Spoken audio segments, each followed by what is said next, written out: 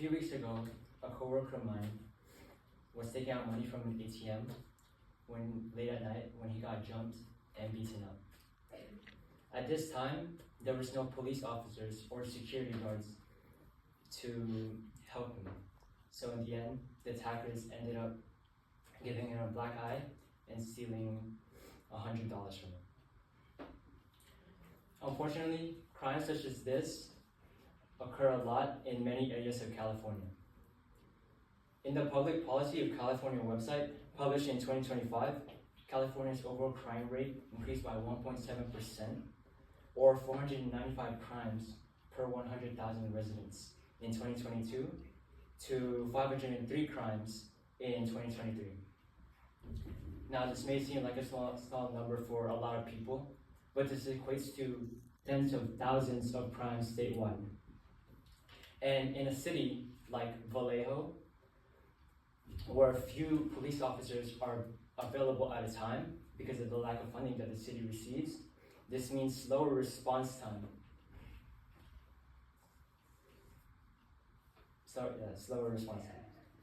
So today I'm going to be talking about the effects that this problem can cause in areas of California, the causes of this problem, and steps that we can take to fix this issue. So, crimes like theft, burglary, and prostitution occur a lot in a lot of cities, and this makes it unsafe, and it makes it unsafe for a lot of people to live in. In a 2024 article by the Open Vallejo website, Anna Bauman writes that response time have grown longer because of the agency's severe staffing shortage, and that the agency currently employs 73 sworn personnel.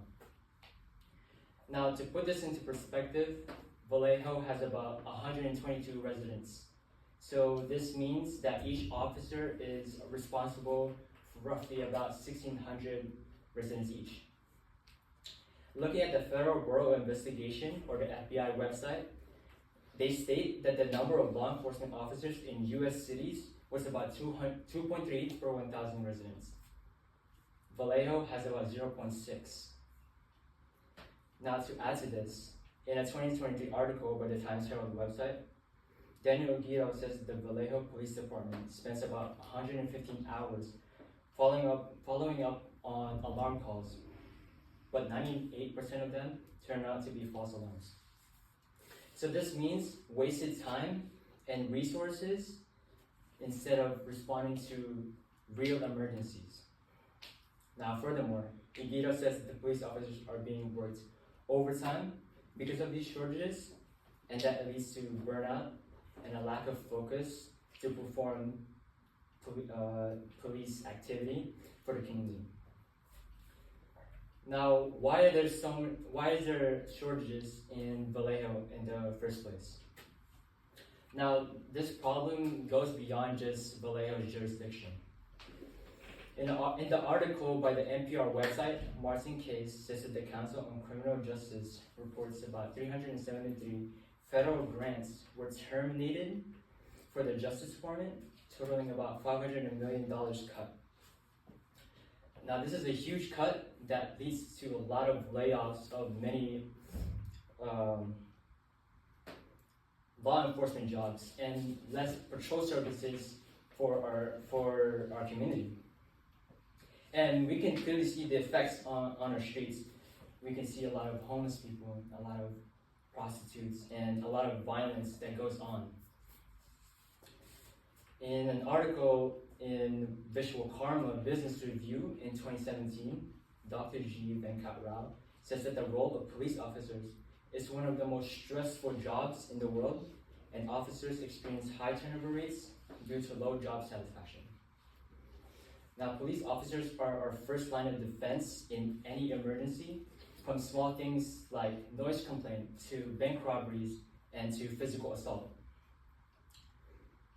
So it's no wonder why a lot of police officers quit their jobs pretty easily or transfer to different departments because of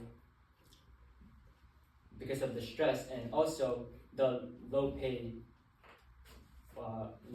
that the department gives, like in the city of Vallejo. So what are steps that we could take to help fix these shortages so that we can keep our community safe? Well, the Justice Department have already taken steps to resolve this issue. So according to the 2023 Bloomberg article, Justin Sinks notes that the White House announced $334 million in new funding for state and local government to hire additional law enforcement officers, hiring more than 1,700 officers to provide support and resources communities need. But I believe that this is not enough. And with current events happening in our government, even though the Justice Department have been granted a lot of money, they've also been cutting a lot of departments, and this includes the Justice Department as well. This includes the Justice Department as well. So one solution that I would advocate for is to introduce incentive programs for aspiring police officers to attract them. This includes signing bonuses for them and covering police academy costs in exchange for working for the city. Now, we have limited funding for the city, so what I would recommend is to allocate money by cutting non-essential administrative projects and using different grants and programs for the city in order for us to do this. And as a community, we also could call for neighborhood watch programs to report any crimes that we see in our streets. And one more policy that I would advocate for is also to adopt a minimum staffing threshold for a city depending on the resident count.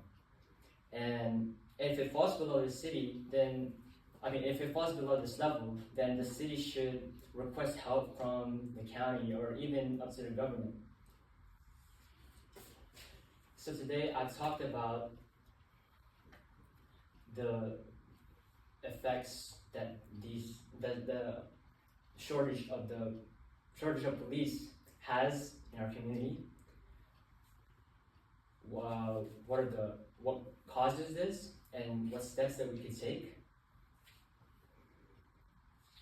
If this problem continues, then we are inviting more crime to happen in our community and making it unsafe for our friends and our family.